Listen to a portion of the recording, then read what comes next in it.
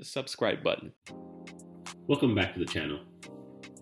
Today we'll talk about student loan forgiveness, and really, is it fair? There's been a lot of discussions lately about will there be student loan forgiveness? How much will be forgiven? And really, is it fair? When you look at it, it really doesn't matter how much is forgiven, and it doesn't really matter the reason why it's forgiven in the end. It's going to be a very divisive issue, no matter what happens with regard to student loan forgiveness. There is one main group that will directly benefit from student loan forgiveness. This group includes those for whom student loans will be forgiven. On the other hand, there will always be a number of different groups that will be aggrieved. This group, you could think about it, will include at least those who have paid off their student loans, those who never took out student loans in the first place, and those who did not have the opportunity to take out student loans because they did not attend college. So let's look at student loan forgiveness generally. We have a problem with regard to student loans. Some students were victims of predatory lending from opportunist institutions. In some cases, students were given loans and then obtained worthless degrees. For the most part, a lot of these institutions were just not up to par academically. For some, the colleges closed and then they were left with a lot of loans and no degrees. For others, student loan terms were not clearly explained and students now owe more than they borrowed.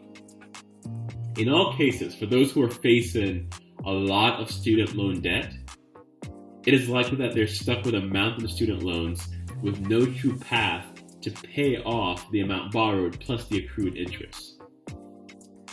But when you think about this in general terms, should these students, the ones that are affected by student loans or the ones that cannot pay their student loans back, should they have done their due diligence before signing on the dotted line or attend some of these schools? Should these students have read the fine print and better understood what they were signing up for as far as the loan amount and the interest that's being accrued and how it all works? Also, when you're thinking about it in a general sense, should there have been more government oversight to prevent institutions from essentially selling subprime student loans to these vulnerable students? This is all things that I think we all have to think about. But let's look at the different groups of those who would be aggrieved. Students who paid back their student loans. There are some students and adults who have now paid back all of their student loans plus interest. Essentially, some of these folks made it a priority to do whatever it took to pay back what they owed. Many of these individuals did not attend their dream schools, right? They settled for the state school or the community college because they're worried about cost. Some of these individuals worked extra jobs while attending school.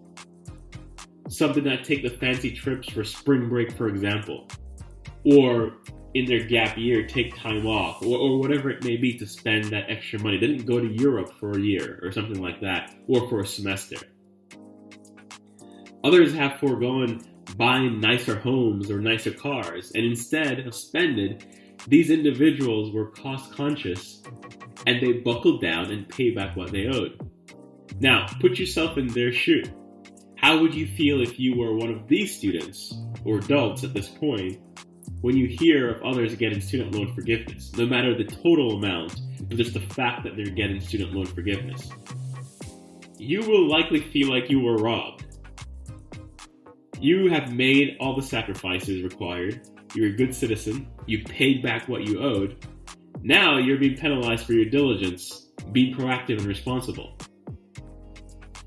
Would you view this as being fair? And that is the question. But let's look at the second group. Students who did not take out loans while in college. Let's face it, we live in an unequal society. There are a group of students who attended college and did not have the need to take out student loans. And this could be a result of their parents saving over time, for example, a 529 plan, and allocating certain funds specifically for college. For others, their parents were in a position that they were able to pay tuition as they went along. Still, there are many others who simply worked, one or two jobs during college and make enough to pay their student tuition, as they went along in school. And there's others who took the time, dedicated themselves to their work, and got scholarships. For those who prepaid for college, those who worked multiple jobs to pay their tuition, and those who studied and obtained scholarships, how is student loan forgiveness viewed? Do they view student loan forgiveness as a penalty for all that diligence that they had? The fact of the matter becomes, why work hard during college and forego all the parties and all the fun? Why prepay for college? Why work hard and obtain scholarships when there's a high potential that at least a portion of your student loans will be forgiven if you take them out? But let's look at another group, those who did not attend college. Of the groups that will likely view student loan forgiveness in a bad light, those who did not attend college will likely be the most upset. They are the most likely to be upset because as taxpayers, they may view student loan forgiveness as paying for something they did not have the opportunity to partake in. These individuals are essentially paying for someone else's college education or mistake. They may also see student loan forgiveness being applied to college-educated citizens as causing a further divide between the have and have-nots. Let's face it, someone who may be helped by student loan forgiveness, where they attended a reputable college, may end up earning more than those who did not attend college. And as a taxpayer, if the government gives student loan forgiveness to these individuals, if you did not attend college, you are paying or subsidizing a portion of that amount that's forgiven. So in effect, as a taxpayer, those who did not attend college would be further subsidizing these individuals' lifestyle, whether or not they're responsible or completely reckless in taking out more loans than they had to. For many, this will definitely be viewed as unfair. But let's look at the bigger picture. Let's look at the bigger picture, the greater good. No matter your stance on student loan forgiveness, one thing to consider in this student loan forgiveness debate is the greater good, the societal good.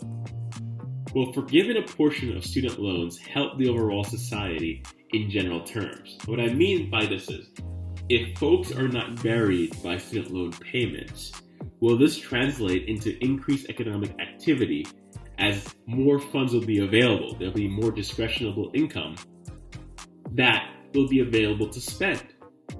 So if this works perfectly, all of society may benefit. When you spend more, there'll be more jobs, higher income, greater economic output. However, there is the other side of this. Will student loan forgiveness affect personal responsibility and the motivation to live within one's means if you know that it is possible that your debt will be forgiven by the government? And that's the real question. Societal good versus personal responsibility and motivation to live within one's means. Whatever the decision with regard to student loan forgiveness, as far as the total amount or when there is student loan forgiveness, one thing is for sure, the debate will continue. Subscribe to the channel.